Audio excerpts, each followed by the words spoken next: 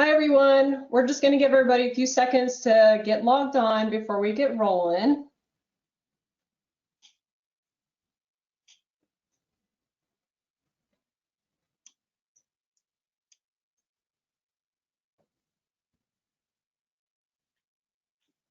All right, let's go ahead and get started. Thank you for joining our CPSCA educational webinar. Today's presentation is titled Updates on Normal Weight Obesity and Body Composition Index using DEXA. CPSCA's integrated partner, Hologic, is sponsoring this educational webinar. I'm Dinah Nguyen, and I'll play the role of moderator today. Now I'd like to introduce our speaker. Dr. Michael Ormsbee is a professor and graduate program director in the Department of Nutrition and Integrative Physiology, as well as Associate Director of Institute of Sports Science and Medicine at Florida State University. He's also an honorary research fellow at the University of KwaZulu-Natal in South Africa, a fellow of the American College of Sports Medicine, and a certified strength and conditioning specialist through the National Strength and Conditioning Association. His research expertise involves the interaction of exercise training, nutrition, supplementation to improve metabolism and achieve optimal body composition, human performance, and health in athletic and clinical populations. Dr. Ormsbee is honored at the 2014 US FSU Teacher of the Year, 2017 Nutrition Researcher of the Year by the NSCA, 2018 FSU Graduate Student Mentor of the Year, 2020 FSU Distinguished Teacher of the Year, and the 2020 Sports Scientist of the Year by the NSCA. His course, Changing Body Composition Through Diet and Exercise, is available through the Great Courses. Before we hear from Dr. Michael Ormsbee, let's discuss a few logistics of the call. All of your phone and computer lines are muted and will remain muted for the duration of the call. If you have any questions, please submit your questions under the question tab as part of the control panel on your screen. I will moderate the questions and ask them to our panelists at the end of his presentation. I may also answer a few questions by typing in a response. This session is eligible for CPU credits from CDR. You will receive CPU certification within a few days of this presentation. Welcome, Dr. Ormsbee. Hey, everybody. Thank you so much for joining today. It is my pleasure to be here today and chat about all these different areas of research that my group's been working on here at the Institute of Sports Sciences and Medicine at Florida State University. Today, we're going to specifically get into one niche of what we've been working on, which is using the DEXA for something called normal weight obesity, which we'll define and talk about today quite a bit, and also something called body composition index. These may provide alternate ways of viewing and handling data, as well as what we think about body composition in general population as well as athletes, and what maybe some underlying hidden health issues could be for the athletes that you are working with. Before we get started today, we just need to make sure we cover the disclosures, one of which is this is a Hologic sponsored presentation. I'm also a science advisory board member for the International Protein Board, the Corey Stringer Institute, and Lab Savvy. And we've done some work with Cliff Bar to put out the Active Nutrition Guide with some other experts from around the world over the past 10 years or so. So those are the general disclosures for today, and also the mandatory disclaimer from Hologic that the views expressed here are my own. So let's hop into it. I want to share a little bit about what we have been up to, which was just a couple of titles here based on our work in overweight and obesity, which was protein pacing. We looked at food and supplementation in a series of studies that we termed the PRIZE studies. These are led by Dr. R.C. Arrow from Skidmore College, and we've worked together on many of these different papers. We've also worked with clinically obese individuals, and we've worked with pre-sleep feeding and obesity. So my one big arm of what we do is in this body composition realm. And so we're very familiar with using DEXA to quantify body composition, different areas, different sites of tissue, as well as categorizing individuals based on BMI and body fat. We've done a lot of work with athletes as well, but because today's focus is on body composition, I want to share most of the data that has existed so far, which happens to be clinical. Now, we did all this work in obesity, but what we found was that there's this sort of underlying term you keep hearing about. These are some headlines that one of my students helped clip out for me, which was, what does being skinny fat mean? What the term skinny fat actually means, and normal weight obesity, a hidden health risk.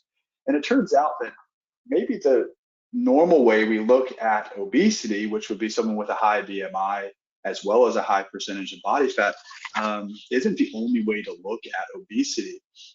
You have these conversations maybe with your family. I know I have over time, where you have an individual who probably doesn't exercise all that much and also may not pay attention to how they eat at all. And they may also be lean. Over years and years, you may have come to know people who, oh, I don't like that individual. They do nothing and they stay skinny. Well, that's perhaps not a good thing. And we need to think about what the health risks of having this normal weight obesity, or the slang term being skinny fat, might actually mean. And so we started to dig into what this, where the origins of this came from, like where did it all begin? And it turns out that back in 2006, there was a study that came out that's, the title was Normal Weight Obese Women, an Evaluation of a Candidate New Syndrome. And this was put out by De Lorenzo. And it was interesting because it just started to identify individuals and this subset of people who had a normal body mass index, but they displayed characteristics of metabolic syndrome. That's something that wasn't typically seen. And so these individuals were not obese in terms of BMI, but had a genetic predisposition for insulin resistance, dyslipidemia, hypertension, a whole other host of problems that could happen.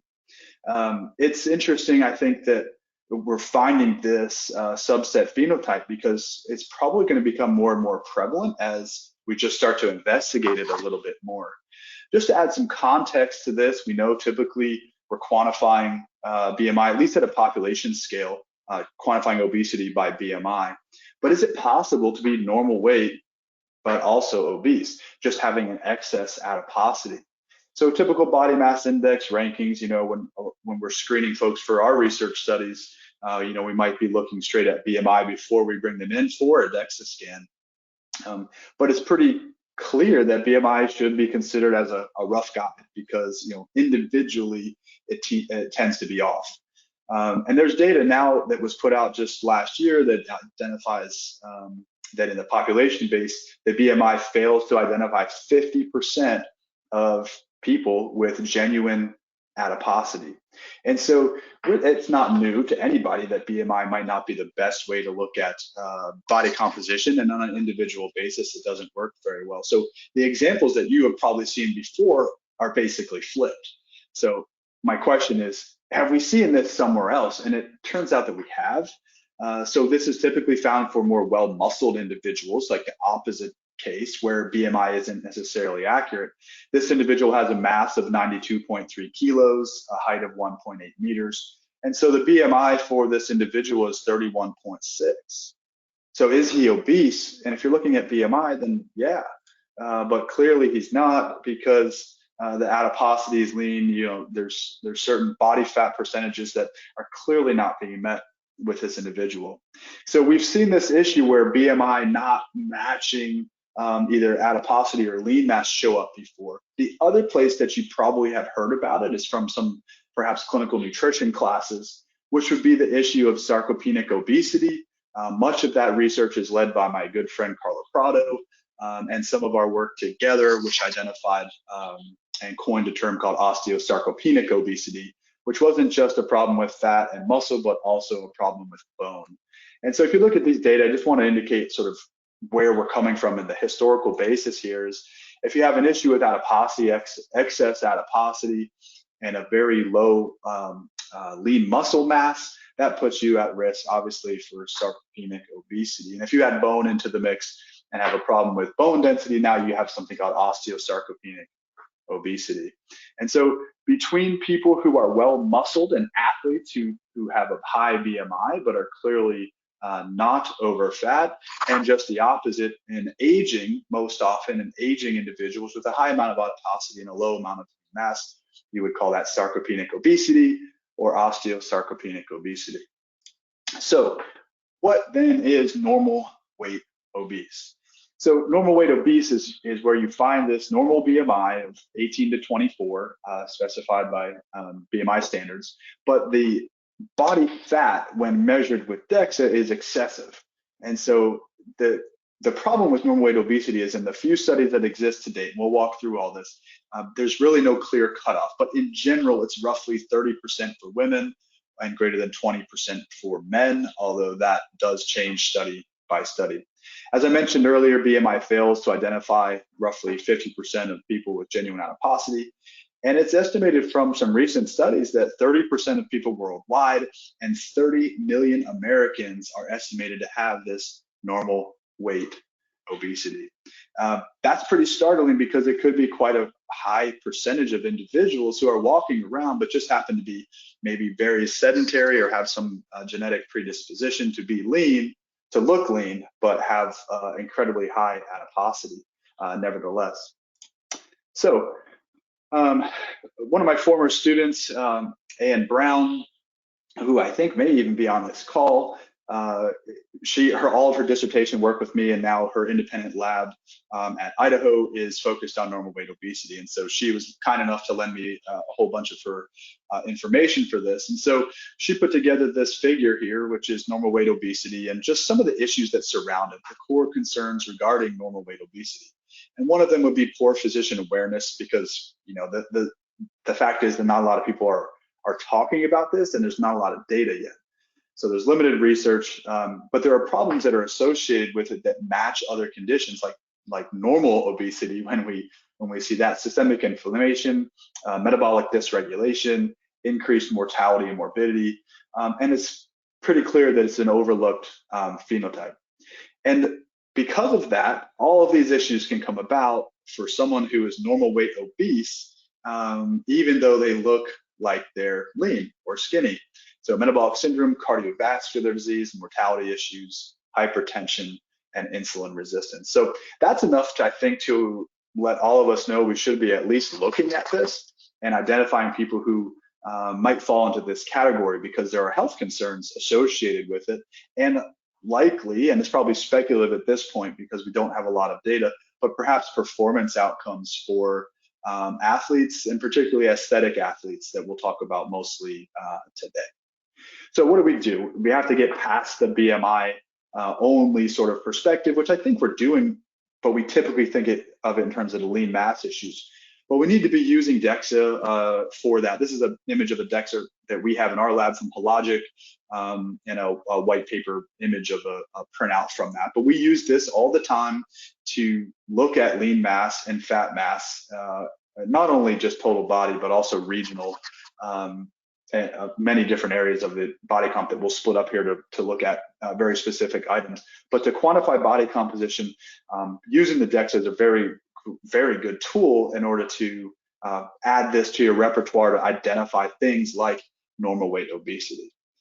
So the next step after knowing that we have to do this is figuring out really how much of a concern is this? Is it just for older individuals? Well, what about younger individuals? And so Dr. Smith-Ryan, a good friend of mine from UNC Chapel Hill, put out this study just 2 years ago that was titled Characterization and Prevalence of Obesity Among Normal Weight College Students. And this to me was an excellent paper, and it really outlined just how big of a concern this could be. They had 94 college-age students come through her lab to get a DEXA scan completed between August and October in one semester. And from that total sample size, they had a mean of a 13.8% of the students who walked through the door were classified as normal weight obese. And in this study, that was defined as a body fat percentage of more than 22.6% for men and greater than 35% for women. So that was their cutoffs for this study. So 13.8 was the overall sample, and when they split that out by men and women, interestingly, the men had a rate of 26.7% from 30 individuals, and then women had a rate of 7.8% from this. And they concluded here that normal weight obesity, these individuals also engaged in less vigorous physical activity, which you might assume. However, because it's such a new topic in terms of getting actual data, that's pretty novel, and that these individuals are obviously have a normal body mass index and normal weight, but they have this high adiposity. So following that just general population survey, the next question that our group came up with was simply, does normal weight obesity exist in athletes?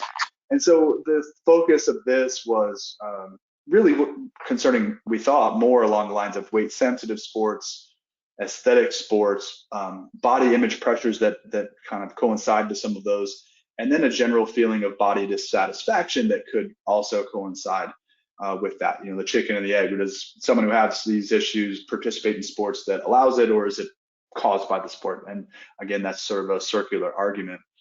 And so this was the start of Dr. Brown's work in athletes. And so we knew the prevalence was not well established when she started this work. In aesthetic sports was really where we wanted to focus because of this pressure to maintain this thin figure, no emphasis on body composition, really just being thin. And then to determine what risks might come from that. And so she set out on a series of studies that she's published in this area, some from FSU and some at her institution now. But one of the cool ones that we teamed up with was this one. We published this last year, and this was prevalence of normal weight obesity and health risk factors for the female collegiate dancer. And so here you're looking at an aesthetic athlete, someone who has to perform. And we had data from Anne's dissertation that was done here at FSU, and then she had also collected data at the University of Idaho. And then we recruited other folks that were in the labs of us, and got Dr. Smith-Ryan involved with this. And we put together this big paper to look at the prevalence. And so essentially from both universities, we pooled our data to have a total combined N of this of about 56. And then from there, we had to rule out where the BMI changes were and where the body fat changes were. And so I'll walk you through that methodology really quickly. So the inclusion and exclusion criteria for this were you had to be a dance major at both universities, well, at one of the universities. Minimum dance training was 5 hours per day, 4 days per week. That's quite a lot, right? Think about just normal practice for other types of athletes. The exclusion was men, smokers, or those who had been injured recently. And then what happened was they ended up coming through for DEXA scans in our lab or in Anne's lab. They did 3-day food log analysis using the food processor software. And then at the end, we used some statistical measures to just figure out the prevalence and any correlations that might be going on between nutrition and normal weight obesity. And so the data from these studies look like this: anthropometric and body composition characteristics. You can see everybody was young, right? They're college age, so it's 19 or so, 20 years old. Everything else is pretty standard, but I want to draw your attention to the body mass index. So these women were presenting with about 21 to 22, 23 in terms of BMI. So all of that would be categorized as normal if you're just doing BMI on that scale. However, when we got into the lean mass and fat mass differences, particularly here with the percentages showing pretty high values, you can see that the body fat percentage for the normal weight lean group was only 24, and the normal weight obese group was up around 34. So there was quite a big percentage difference, about 10 percentage points between these groups of women that all would look and present physically pretty similarly, just looking at them, but dramatically different once you use the DEXA to identify these. And so what we found after going through all these data was, and published this just last year, was that of those who qualified and weren't excluded and all that, we had about 40% of the women involved in that study ending up being normal weight obese.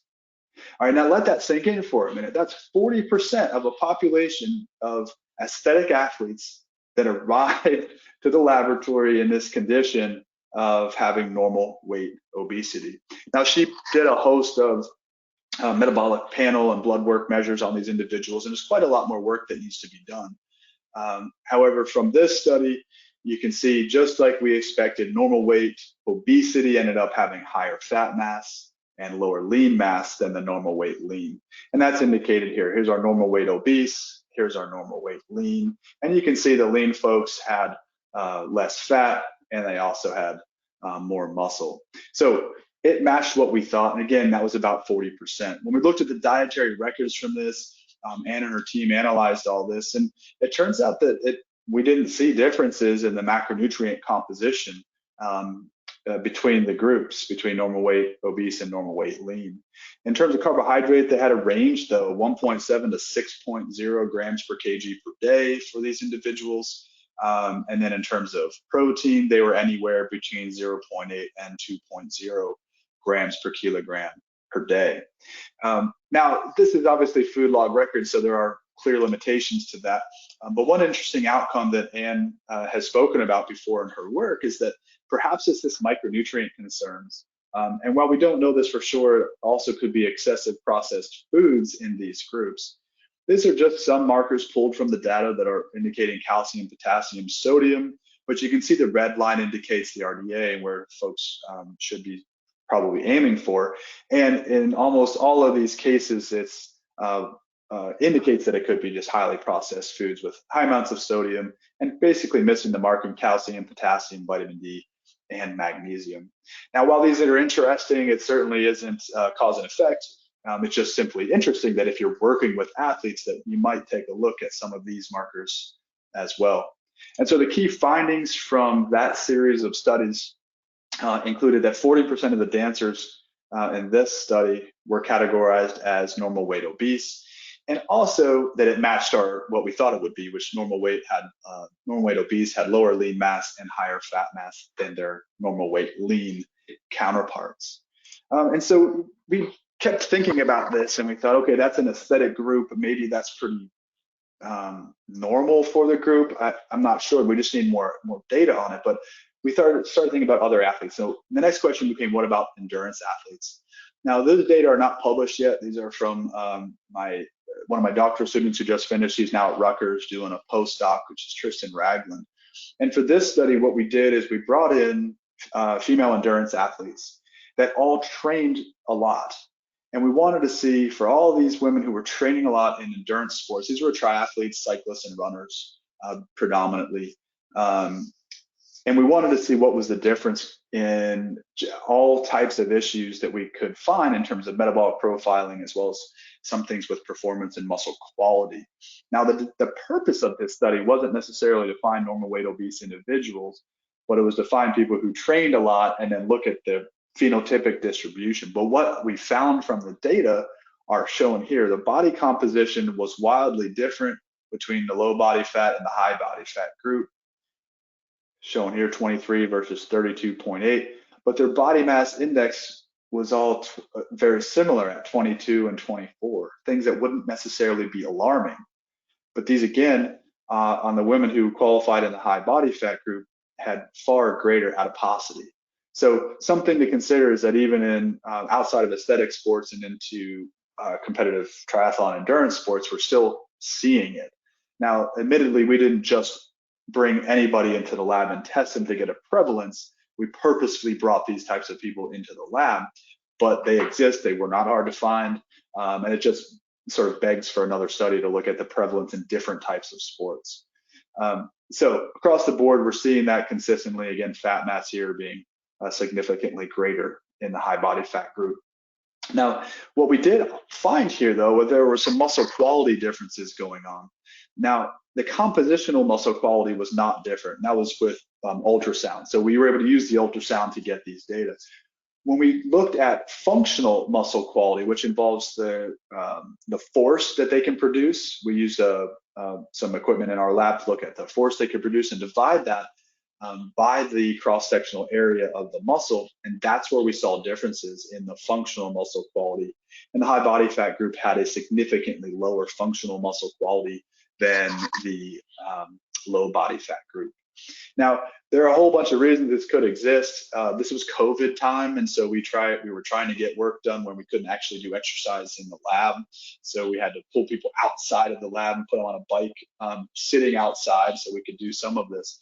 But what we found that may help explain some of it, and it matches the data from Dr. Smith-Ryan's group, is that the higher body fat group had significantly more time outside of training, laying down and sitting.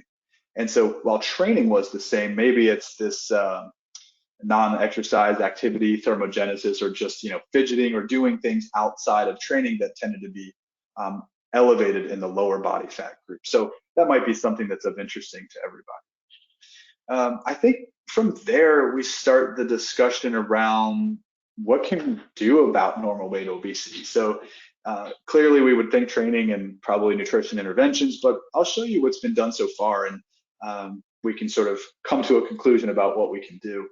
So this was a study that was published in 2017, and they actually had all normal weight obese participants. Here's the title: Circuit Resistance Training in Women with Normal Weight Obesity. They measured all types of things in this. So they had 10 individuals that did circuit resistance training, and they had 13 individuals that were randomized to no resistance training control group, so they did not exercise. And after 10 weeks of training, the group that actually trained, and then they did DEXA scans pre and post training, they ended up showing that circuit resistance training was effective at reducing body fat percentage. Now, for those of us that work a lot in strength and conditioning and nutrition, it seems like, yeah, no kidding, they did some training, it seemed to help. But for people with normal weight obesity, we still need to find effective interventions, and it turns out that circuit resistance training in this study was certainly effective. So the conclusion from these authors was that CRT reduced body fat percentage, generated cardiometabolic, among other benefits, being a useful strategy to combat normal weight obesity in women. So that sort of kicked off some of the work in what you can do about normal weight obesity. Now, sort of mixing concepts, but again, going back to some work with dancers. This is a paper from David Sanders' group. He worked with Sean Arndt at Rutgers for his PhD. And this paper was published back in 2020. And what they did is they took dancers and put them through an 8-week progressive overload. Now, the reason I'm showing you this is because they didn't recruit them for normal weight obesity, but it was dancers. And so it's a big assumption, but if you can assume that these individuals had also a 40% spread or prevalence of normal weight obesity among their dancers, then perhaps that's a useful concept for today's discussion. They had 16 collegiate female dancers. They had a bunch of improvements because of the resistance training, but they saw no significant changes in body composition. Now, this is put together by someone in the social media world. So there was a reduction in body fat and a small gain in lean body mass, but those things weren't statistically significant. So one of the other things that we looked at was outside of training was specifically a protein nutrition intervention. Our group has done a lot with protein over the last 15 years or so. Typically, we look at this with pre-sleep feeding, but we do a lot of protein timing studies as well, and also frequency studies. And in this one, Dr. Brown, again, on this one, this was one of her good, really nice papers that she did. We had 25 grams of protein taken 3 times a day for 12 weeks in our protein group. Now that's 75 extra grams of protein per day in every one of these dancers that was randomized to the protein group. The other group got a carbohydrate calorie matched supplement. Now what I want you to see here is that in terms of total calorie intake, because they were matched, one got protein, one got carbohydrate, there was no statistically different intake in terms of calories. However, obviously the protein was higher because we were giving the protein group 75 extra grams of protein per day. And when you look at body composition, you can see week 0, week 6, and week 12, and then the percent change in those markers. And so at week 6, the placebo group was showing an increase in fat, and the protein group was showing a decrease in fat. And then after 12 weeks, you see about a 5% change in the direction you'd want it to go, which is a reduction in fat mass. And then in protein, had just sort of the opposite trend there. In sort of the lean soft tissue or lean mass, again, you're seeing some changes that occur over time with reductions that were happening to some of these individuals over time, and lean soft tissue was also being changed over time. Now, this was just a nutrition intervention. They continued their dance training throughout that entire study. So while protein seemed to do something in terms of body composition, would it rescue these women from the normal weight obesity construct? And that we just don't know. We don't have intervention data on those normal weight obese individuals for that length of time. The normal weight obesity paper that we published was after we published this protein paper. We went back and looked at those data. But it begs another question, I think, which is how do we account for those small changes in body composition? So typically we see two numbers. It would be a fat mass and a lean mass change. And based on what university you're at and what rules are in place, you may or may not be able to share this with other individuals that you're working with or with the athletes themselves. But one thing that I want to just bring to your attention, it might be a newer concept for some, is perhaps an alternate way to present body composition change data. Certainly not the end all and be all way to do it. It's just a different way that our group has been sort of thinking about for a long time. I remember having meetings and discussions about how to present the data a little bit differently. And that way is called body composition index. Now, body composition index is a fairly new term in the literature, and it also has some alternate names. So outside of BCI, you might see it called lean body mass index, or LBMI, and you might also see it as desirable body composition index. When we published our work in this area, we decided to go off what was published in the literature, which is body composition index. And just a throwback, because I like the history of these things, you might ask, what is the body composition index? And let's take a look here. So this was a Stowe's paper in phytonutrient research. It was looking at some random supplement called banana leaf extract. And that's not the point. The point is that they decided to look at their data in terms of a net positive. And so I want to read this quote from you because I think it outlines why the data are presented as they are.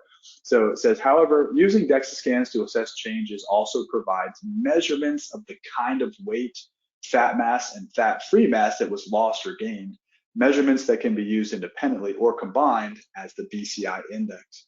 So here it is. The body composition index is the outcome of scoring losses in fat mass and gains in fat-free mass. And they're both considered positive outcomes if you lose fat and gain lean mass. And so the BCI is the net result of combining these positive and negative outcomes into one score. So in this study, they had a fat change of 0.5 and a fat-free mass loss of 3.1. And so if you were to add those things up, which loss in fat would be considered a positive outcome, so you take 0.5 from 3.1, your body comp index is a minus 2.7. You simply have put together the positive outcomes that most people are looking for. In the active group over here, you can see they had a loss of 1.8 in fat, which would be a desired outcome, and a gain in 1.6 in fat-free mass, which would also be a desired outcome. So adding those together, they had a body composition index of 3.4. So after you see that, it's like, okay, yeah, you just combine those numbers, but giving someone a value of, hey, your BCI is 2, your BCI is 5, hey, you're -3 after these 6 months of training could be a logical way to conclude some things. And as a researcher, it perhaps is useful for you too. So again, let's revisit the Sanders paper, which showed no difference in body composition.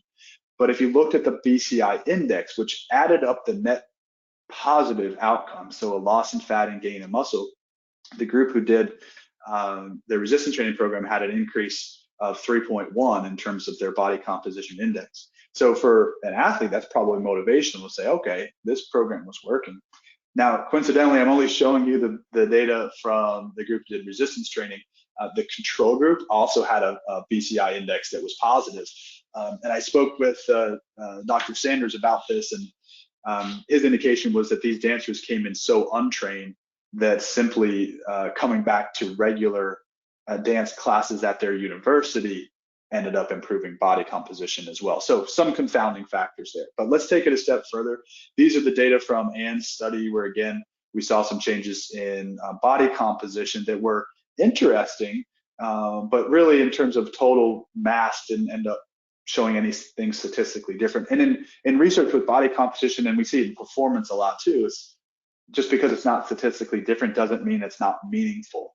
And so when we display her data in terms of BCI, and we compared it to the placebo group who had the carbohydrate at 75 grams per day, we saw a significant positive improvement from the protein group in terms of overall body composition index. And the reason it got there was because we added the net positive outcomes together, and then we can easily compare those. So I think it's a useful way of looking at body composition change over time. Like, in my mind, why would you not want to look at the positive outcomes? A small change, reduction, fat, and gain in muscle may not be statistically different, but if you were to combine those two, you just have a better shot at one, probably motivating somebody, and two, seeing anything that's statistically different. So I think as long as all those data are presented, then it's a good indication of what's going on with that individual. So I took the liberty of sort of looking back at some older data that we've had. This is a doctoral student that was here at FSU with Dr. Jay Kim. His name's Dr. Eddie Joe.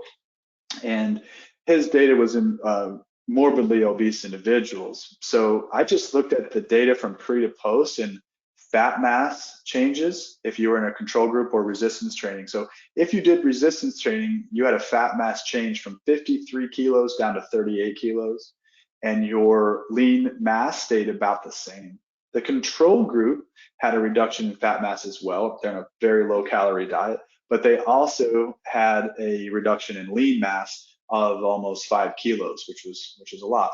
And so when you calculate out the BCI, the group who did nothing ended up having a plus 10 body comp index from simply going on the diet, and the group who did resistance training and the medically controlled diet ended up having a plus 14.7, which I think people would typically choose to have that type of outcome. So the other data I tried to look at was from a detraining study to see how you might present this to an athlete. We did this years ago, and we looked at swimmers, Division III swimmers. They finished the season. Right at the end of the season, we did some tests on them, and then they came back exactly 5 weeks later of doing nothing. And so during that time, we really had them doing nothing. And they had some changes that were negative that you would maybe expect. But with DEXA, we saw 22.3 body fat up to 24.3, lean mass changes, fat mass changes, and body weight stayed about the same. So it was just the body comp changing. And from those data, we saw a body comp index that was a minus 1.8. And so telling those athletes that they have a minus 1.8 perhaps is a way to speak about it, chart it, watch it. That's one number instead of two. A lot of times athletes like simplicity. So again, I don't know if it's the best tool. It's just a tool to look at how to frame this work, frame your body composition data for different interested parties, including yourself if you're tracking somebody over time.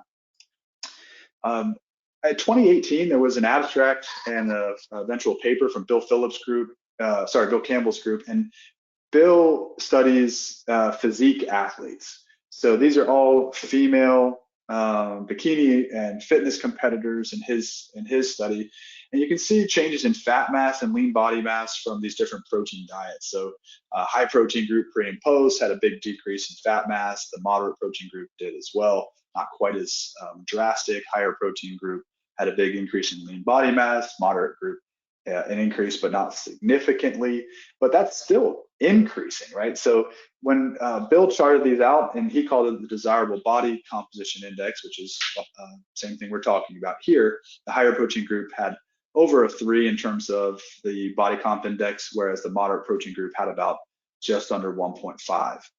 So maybe that's a useful strategy to really get some numbers across to individuals in a pretty easy to understand way. One or two more examples of this, just from different athletes' perspective, is this was an increased protein intake study during weight loss in athletes. These were young resistance trained individuals. This was from the late great Kevin Tipton. who tragically passed away recently, but his lab is great with all this protein research. And in this study, they saw big decreases in body mass, fat mass decrease in both groups, control or high protein, and the lean mass really dropped off in the control group, but stayed much more controlled in the high protein group. But you never saw this in terms of body composition index. And so one of the things that Anne Brown did was she plotted all of these in her dissertation to look at body comp index. And so maybe it's just a different way to share data. So here are her data from placebo versus protein. The placebo group ended up having 1 gram per kilo, and they had a reduction in body comp index over time with no additional training. But the group who had 2.3 grams per kilo had this positive body comp index. The Mettler study I just showed you from Kevin Tipton's lab, again, 1.0 had a reduction, but 2.3 had an increase in body comp index. And then there's other papers. I just chose one, which was Antonio's group in 2014. They had a massively high protein intake, which is far more than you'd ever want. They were just doing kind of a proof of concept, but the higher protein group, which in this case is extremely high, ended up having a higher body composition index. And so it's just interesting. I think it's a a different way to share the data for times when you're expecting small changes, but you won't ever see a statistically significant way to show that unless you were to do this body composition index. And so from all of that, we concluded in Anne's paper, and I'll just cut to, we used DEXA. We had to get this detailed understanding of body composition that way. And then we said, thus the evidence presented in the current study demonstrate the need for body composition assessments in addition to this BMI to actually navigate normal weight obesity. Is it a health concern? Is it a performance problem? There are so many unknowns at this point because there's only a couple of studies, one from Anne's group, and Anne's pushing the boundaries here. In fact, I think she's actually taking on new PhD students to dig more into this. So if this area is real interesting to you, make sure to reach out to Dr. Brown at Idaho. However, let's take some practical measures for you to walk home with. Here's number one. So normal weight obesity is a real thing. It exists. The percent that we see in the literature is roughly 4.5 to 22% worldwide. However, in the athlete data, which is admittedly extremely low, you're looking at about 40% for aesthetic sports, in this case, specifically dance. We know that BMI captures neither adipose tissue accumulation or lean versus fat mass comparisons, so you just have to move beyond it. And then the health outcomes from normal weight obesity are a concern, just like regular obesity, and it needs to be addressed, especially for long-term health of athletes. Possibly the answer is that we need to do a lot of types of interventions, particularly more research, but tracking body composition with DEXA pretty much is a recommendation that's being used almost everywhere. So obviously there are some considerations around all that, but it's a great tool in order to assess this. Implementing dietary and exercise interventions seems to work from the preliminary data that we have. And then perhaps communicating the numbers from body composition change or using something like body composition index to coaches and athletes, depending on where you are, if you're in collegiate athletics, professional athletics, amateur, who needs to know what, but perhaps using BCI would be a strategy you might be able to try. It just hasn't been used very much. Continuing on here, most at risk for this normal weight obesity seem to be those participating in aesthetic sports. Perhaps that stems from body image dissatisfaction. It's possible this would be more prevalent in women. It seems that that's the case with the bigger, large-scale data. However, in the collegiate study, this was actually more prevalent in men. The thought is maybe that's from intramuscular triglyceride fat stores as a potential contributor, but still that's also pretty speculative. So we have to create healthy behaviors and relationships with food. We know body image issues can contribute to a lot of different things, but body mass being low and body fat being high can certainly be problematic. And then use of nutritional strategies and training to improve BCI, like protein specifically, and resistance training are the only things that have really been looked at so far. And I think we should just end with where I think it should go, is to begin to shift your focus away from weight loss. which you probably know, but that can just exacerbate the normal weight obesity issue, where if you strive just to be thin, then it's not really about adiposity and muscle mass. And focus instead on muscle gain and performance, really, because that tends to, at least in our lab, motivate quite a lot of individuals. I want to give a big thank you to Hologic for sponsoring this, to CPSTA for hosting this. I hope that all my FSU former students are on here. It'd be great if you are. Thanks for joining that. And a big thanks to Dr. Brown and then Casey Greenwald for helping me put all of these data points together and the images together. And I just get the pleasure of speaking about these things, and they do kind of all the grunt work on this. So big thanks to those guys. And I'd be happy to take any questions.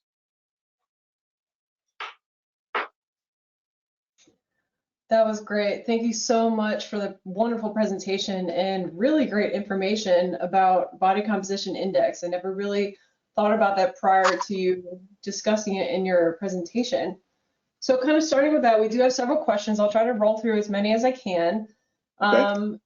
Given that eating disorders are pretty prevalent, especially given the time that we're in, what would you recommend to practitioners, whether you're a dietitian in some setting or a medical practitioner, when discussing and reviewing these results with your athletes or patients? Do you have any strategies to kind of mitigate any potential triggers that would make things worse? You know, that's a fantastic question. And I don't have a good answer for you. In my lab, we don't typically work with people that have eating disorders. We typically refer anything out that we suspect to a qualified person to handle those. And so in my area, in my specific niche, I don't deal with it. And I'm not an expert in that content area. But just hypothetically, yeah, these are certainly trigger conversations, and it's a very difficult conversation that those trained in it need to be able to have. And I don't know, I'm not sure if body composition index could be a way to describe numbers that are a little bit abstract, but show positives or negatives over time, where you're not saying body fat, you're not saying lean mass, you're just saying, hey, in this index, just like a BMI maybe, that you're having some progress. However, that's purely speculative and for somebody with more expertise in that area of specifically eating disorders. Yeah, definitely. Great answer. And I think it sounds like a tool that could be used to kind of discuss trends as appropriate with their populations. Right. Regarding some of your studies that involved various protein levels, was protein measured prior to the participants entering the treatment groups, where, you know, if they were put on a higher protein diet, were they low protein or below the recommended protein intake prior to the study? Yeah, those are good questions, and it depends on the study. But yes, in every one of the protein feeding studies where it's an intervention, as opposed to just a cross-sectional snapshot, we'll do pre-levels. And it depends what the goal of the study is and the purpose and all that. But in the ones some of the ones I focused on today, they're starting at a level that's adequate. I mean, you're looking at least 0.8. Some of them are around 1 or 1.1. So you wouldn't necessarily identify that as a major problem. And we were able to get in our protein feeding a 75 grams per day study, those folks were up over 2.2, which is quite a bit higher. I mean, they were eating a lot of protein. The time that our staff here, led by Dr. Brown, and getting those folks their protein to eat and their jugs of protein, they were pretty tired of taking that many. And this was all protein shakes, by the way. It wasn't whole foods. This was an addition to their regular food. So yeah, we increased it quite a bit. So we had to deal with a concept called protein spread, and so in a lot of studies, if you don't have enough difference between your groups, you tend not to see a difference for protein. So you have to hit a percentage difference between the groups. At least we aim for that, because the data indicates you need quite a bit change between the groups to actually see a difference if there's going to be one. But yeah, as far as starting at the beginning, they weren't super low. I mean, they were right on what you might expect. Okay, great. So there's also a trend in recent time with more plant-based proteins being utilized. You see more plant-based protein powders and whatnot available on the market. Have you done any research or seen any studies regarding plant-based protein options and body composition? Yes, certainly plant-based is becoming extremely popular. I feel like we're always fielding questions from companies that want us to do work with them. We've only done one so far with a plant-based protein, and we specifically designed it to have a really good complementary profile of amino acids. So we took a rice and a pea protein and merged those together to make one profile that we've then compared to different types of whey protein. And that was a recovery study where we damaged their muscles. These were men, middle-aged men. We damaged their muscles, and then we had fed them before sleep the plant-based protein that we had, the rice and pea combination versus the whey. And we saw absolutely no differences between those as long as they had the right combination of the plant-based proteins. So my immediate answer is yes, we see it a lot. I think it is on the rise. And it appears that if you do it right and eat enough of it, there's absolutely no problem with it at all. Great. Another question. So the general trend from the studies presented seemed to suggest that lean and change in lean mass drove most of the significant results. Could you elaborate on if you think that that maybe lean or more easily modifiable than fat, and if it affects this, if the effects are seen more immediately, or if it's in initiation or not correct? Yeah, so I think there's a couple of ways to answer that. A lot of our work looks at how different types of training impact fat mass specifically, and because there's so much work in lean mass that our group sort of went, we're going to be focusing on fat mass for a while. In our data that we showed today, yeah, we were seeing changes in both aspects, but there was a resistance training study designed to increase lean mass, but fat mass also decreased. So I feel like it's really population dependent. Some of these studies are older individuals, some of these are young individuals, some are more trained than others. So all of those things will play a role in how these are going to mobilize. And I'll tell you, it's extremely complicated because in our work, and we've done a ton of it looking at the cell receptors around an adipocyte, those things are activated. The accelerator and the brake on lipolysis is completely different between all types of individuals, including just between men and women, where the concentration of the alpha and beta receptors that exist in those depots. So it's hard to answer. I wouldn't say lean mass changes first, because a lot of times we see fat mass change first, but the difference in body comp index we're seeing was driven by both. I don't even think I would say it was only lean mass. It just happened to also go up. Lean mass can be troublesome to try to change unless you really purposefully try for it. And the fat loss, also the same thing. Like, we see it change in our lab because we're so controlled. But you have to remember, like, I'm showing you data that's in a controlled setting. If this was in free living individuals, we don't know what would happen because they might not even do it. And so some of it's dictated by the environment in which we're conducting the research as well. Yeah.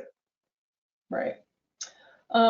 In the female athlete or female triathlete study, there was a pretty significant age gap between the higher and lower body fat groups. Did you consider any prior pregnancies or anything like that within the study?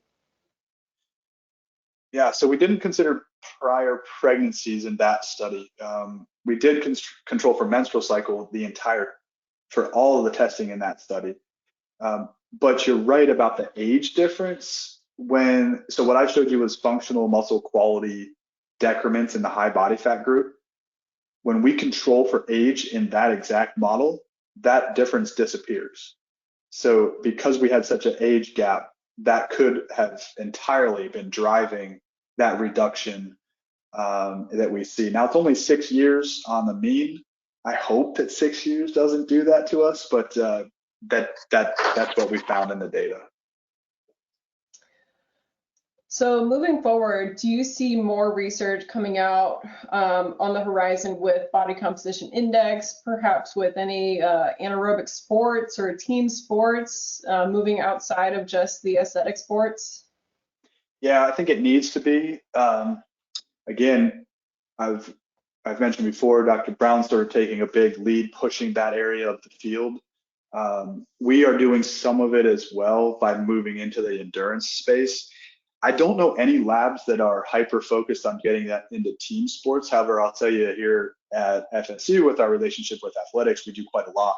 And so it's on our sports science and medicine team, we meet about projects we can do between the sports, and we have opportunities for survey data just to look at where that exists for high level Division I athletes. And I don't know if it's going to change by division.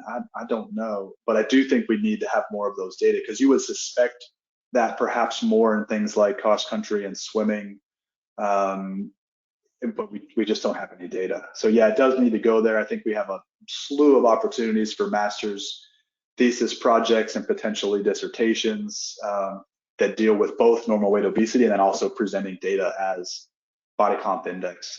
We tend to show body comp index as another line item, like that's where we're going to. We show body fat, lean mass, all the different parameters, and then just add a body comp index line in to show that it's more common than we think. So I think it's going to be more prevalent now. There you go, students. You got a plug for potential graduate school work. One question with the DEXA scan, does it distinguish between brown fat and white fat? So the version that we have, it does not. We don't differentiate between that. Now, again, most times with brown fat, you're not seeing any significant amount of that in an adult. It's possible, but the way you view that, in our experience, we don't do any of that with DEXA. Great. I believe that about wraps it up. So that's the end of our webinar. I want to thank everybody for attending. Thanks so much for joining us today for our integrated partner Hologic and for our integrated partner Hologic for sponsoring today's session. We hope you found this information useful, and we'll post a recording for this call to our webinar library at sportsrd.org. Thank you all and have a great day. Thanks, everybody.